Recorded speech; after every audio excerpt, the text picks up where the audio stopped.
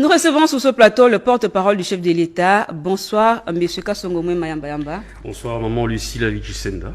Quel est le climat de travail qui règne actuellement à la présidence? C'est un climat que je dirais normal, malgré la pression que nous subissons forcément quand on reçoit des coups de fil ou on parcourt les réseaux sociaux et qu'on découvre des nouvelles, parfois fantaisistes. Mais bon, on est là, on fait confiance aux mesures qui sont prises par les autorités et on travaille plus ou moins dans la sérénité, selon les cas. Et justement, en rapport avec les réseaux sociaux, il y a une série de morts à la présidence, mais il y a silence radio et la population se demande qu'est-ce qui se passe exactement.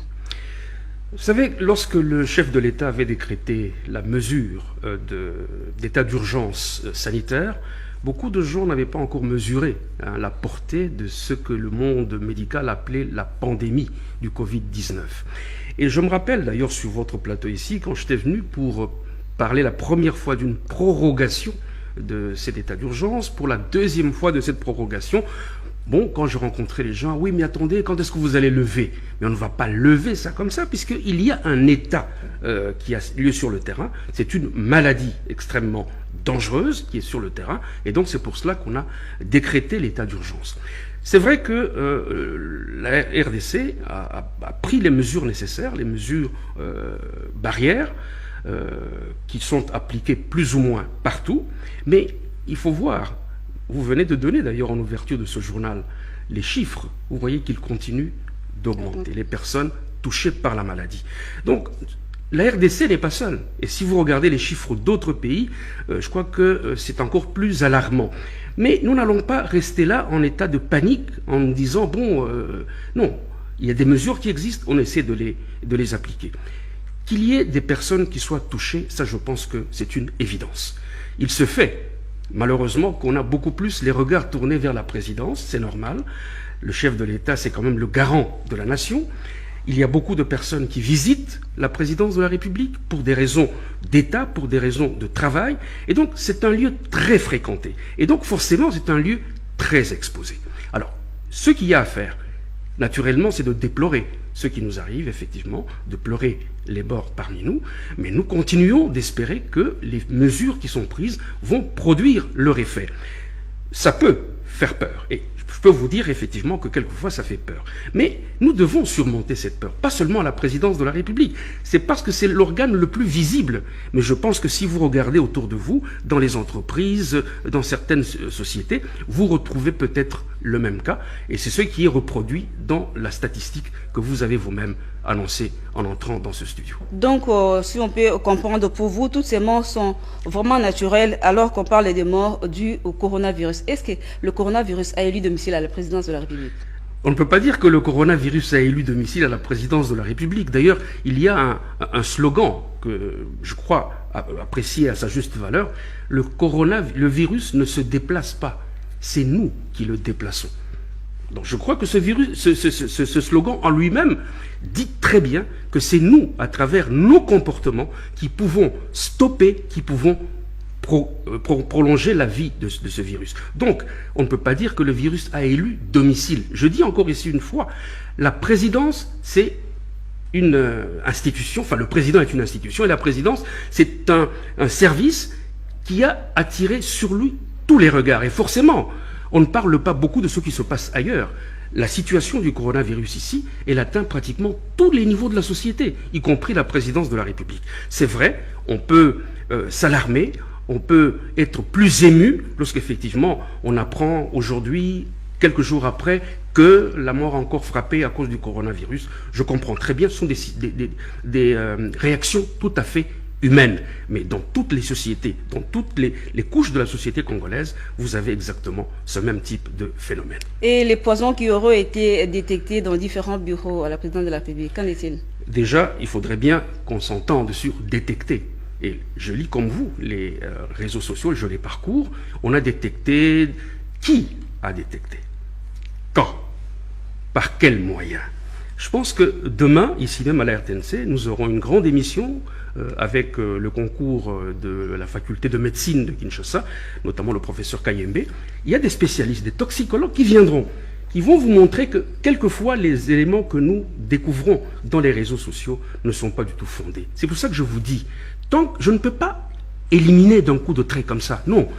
Si il y a des preuves scientifiques qui montrent que telle personne est décédée parce qu'elle a avalé, parce qu'elle a consommé telle structure nocive qui est provenue de tel ou tel endroit, mais il n'y a pas de problème. De toute façon, il y a des structures à la présidence qui s'occupent de cas. Nous avons des personnes qui se sont déjà plaintes de certaines douleurs, de certains dysfonctionnements. Mais il y a des structures qui prennent ces personnes en charge. Je voudrais vraiment que les gens se mettent en tête qu'on n'abandonne pas le personnel à la présidence de la République et qu'il y a des mesures qui sont véritablement prises pour éviter.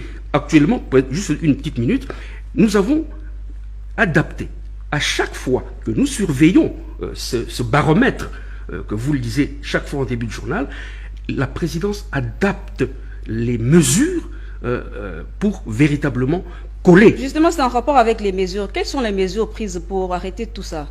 Mais les mesures sont nombreuses. Il y a d'abord les mesures barrières que tout le monde pratique. Aujourd'hui, par exemple, si vous allez au bureau du président de la République, vous avez un portail de désinfection.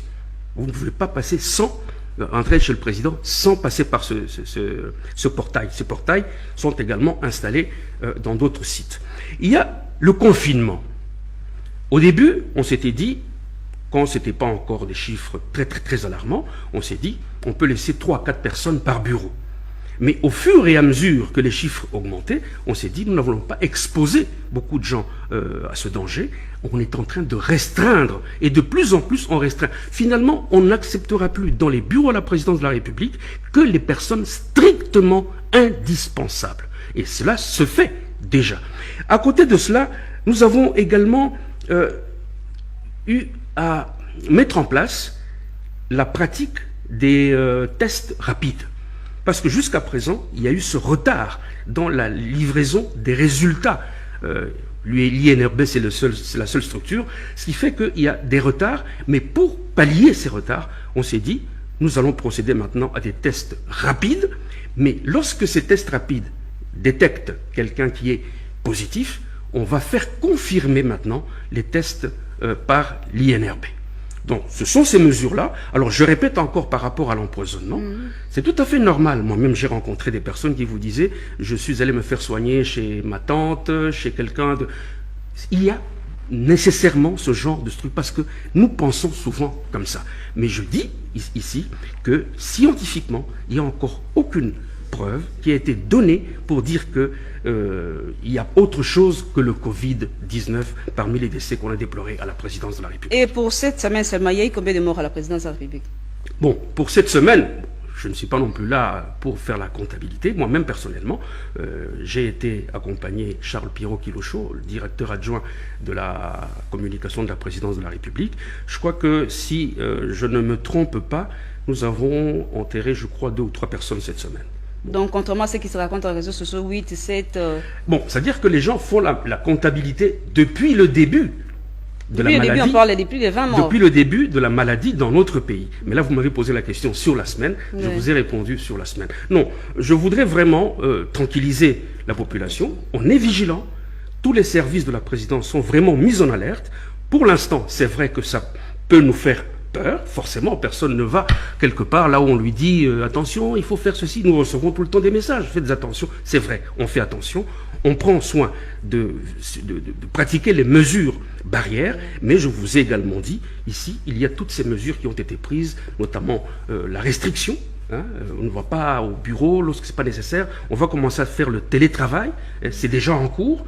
Nous nous adaptons et les mesures vont continuer à être renforcées au fur et à mesure que le baromètre que vous avez donné en début de journal va continuer. Merci de vous soucier de ceux qui travaillent à la présidence de la République. Oui. Nous vous en sommes véritablement reconnaissants. J'en ai même un peu d'émotion. Mais c'est vrai, je comprends. C'est normal. C'est la première institution du pays. Et c'est normal que les gens veuillent être informés de ce qui s'y passe. Merci, ça va passer. Je vous en prie. Merci d'être passé chez nous, monsieur le porte-parole. Nous vous remercions. Merci, madame.